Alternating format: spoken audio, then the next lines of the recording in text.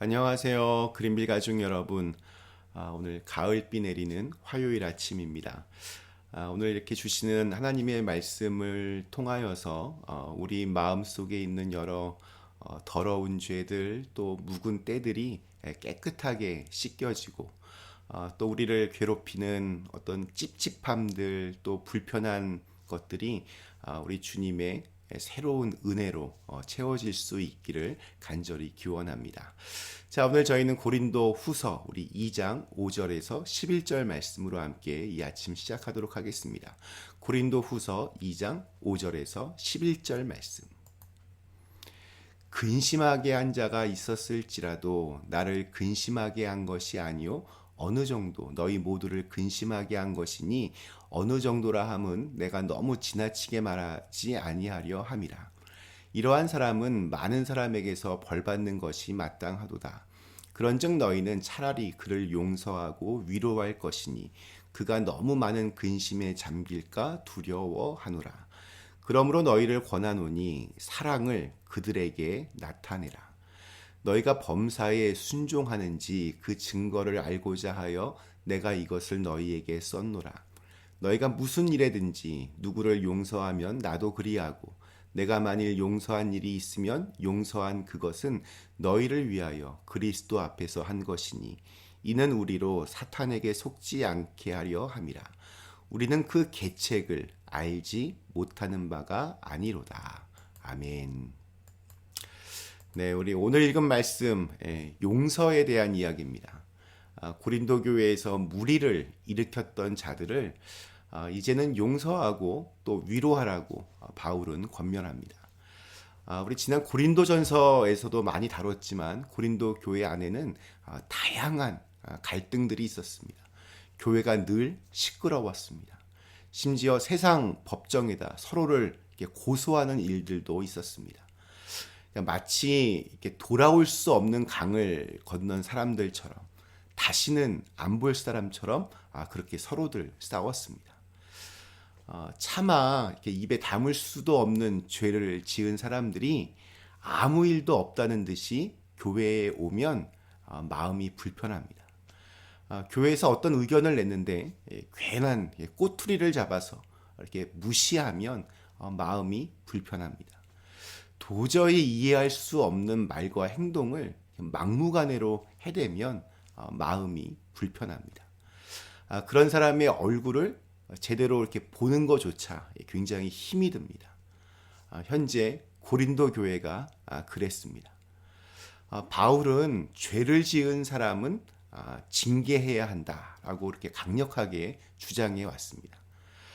그런데 이것은 그 사람을 아예 포기하자라고 하는 의미가 아닙니다.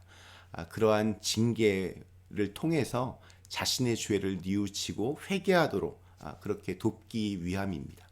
그런 기회를 주기 위함입니다. 몸 안에 어떤 이상이 있어서 수술을 해야 한다면 가장 먼저 어떤 곳이 어떻게 이상한지를 정확하게 알아야 합니다. 그 다음 정교하고 날카롭게 그 문제가 있는 부분을 도려내야 합니다.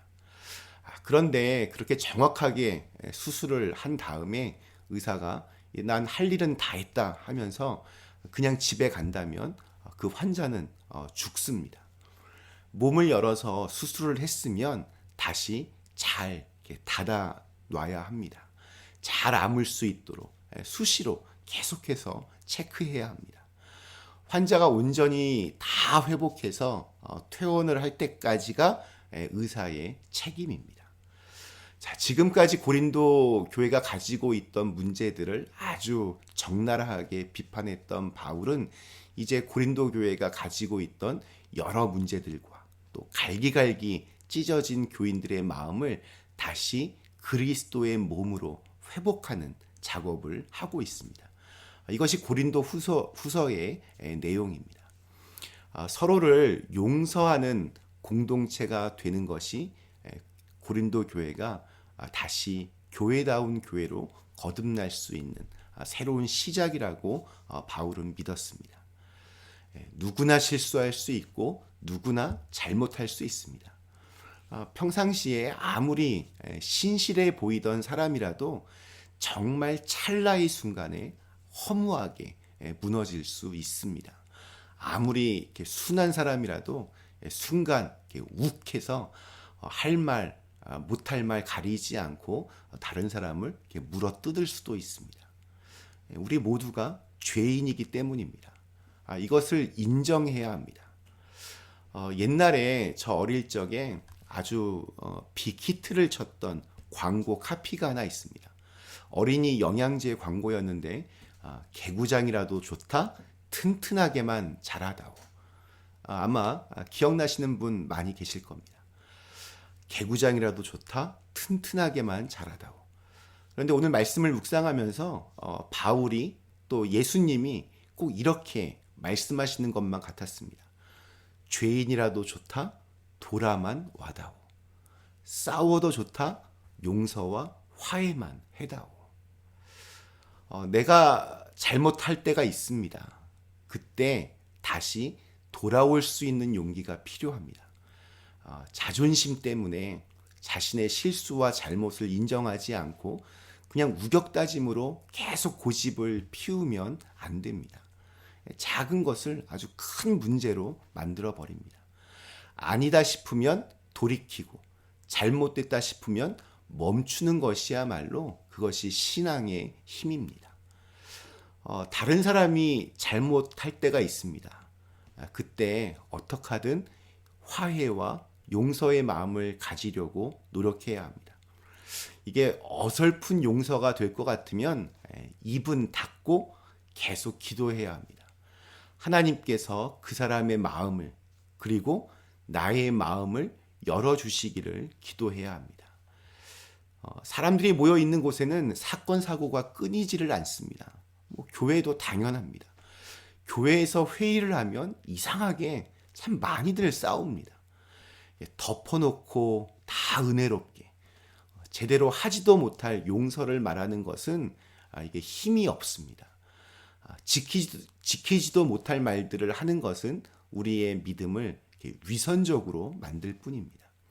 그러니까 제가 말하고 싶은 것은 교회 안에서 서로 의견이 다르고 감정적으로 상처를 주고 받기도 하지만 그것들 때문에 치킨 게임은 하지 말자는 겁니다. 치킨 게임이란 두 명의 운전자가 각각 마주보고 서로를 향해서 돌진하면서 계속 돌진할 것인가 아니면 핸들을 돌릴 것인가 결정하는 게임입니다. 자, 그런데 만약 최악의 경우 두 사람이 모두 핸들을 돌리지 않는다면 그 차는 충돌하고 모두가 크게 다치고 모두가 큰 손해를 입게 됩니다. 바울은 마지막 11절에서 교회 안에서 벌어지는 치킨 게임을 이렇게 설명합니다. 자, 현대인의 성경으로 읽어보겠습니다. 이것은 우리가 사탄에게 이용당하지 않게 하기 위한 것입니다. 우리는 사탄의 책략을 다 알고 있습니다. 제가 자주 말씀드리지만 하나님의 영은 우리를 하나 되게 하지만 사탄은 우리를 분열시킵니다. 교회 안에서 이것이 하나님의 뜻인가 아닌가 분별할 때 그것이 우리를 하나 되게 하는 것인가 아니면 우리를 서로 갈라지게 만드는가 이 기준으로 생각하면 어떻게 해야 할지 답이 대충 나옵니다. 우리의 승리는 끝장을 내는 데 있지 않습니다. 누군가를 완전히 짓밟아야 끝나는 것이 아닙니다. 내가 옳고 저 사람이 틀렸다는 것을 모두에게 인정받는 것, 이런 경우는 없습니다. 우리의 승리는 상처보다 더 깊은 사랑, 깨진 감정보다 더 오랜 인연이 모두가 다 하나님의 섭리 안에서 이루어진 선물이었다는 것을 깨닫는 데 있습니다. 그리고 그것을 위해 포기하지 않고 계속 기도하며 하나님이 이루어 가실 일들을 기대하는 데 있습니다. 오늘 우리에게 주신 하루 나와 멀어진 사람, 내게 상처를 입혔던 사람이 아마 다 계실 텐데 잠깐이라도 그런 사람을 위해 오늘 기도하셨으면 좋겠습니다.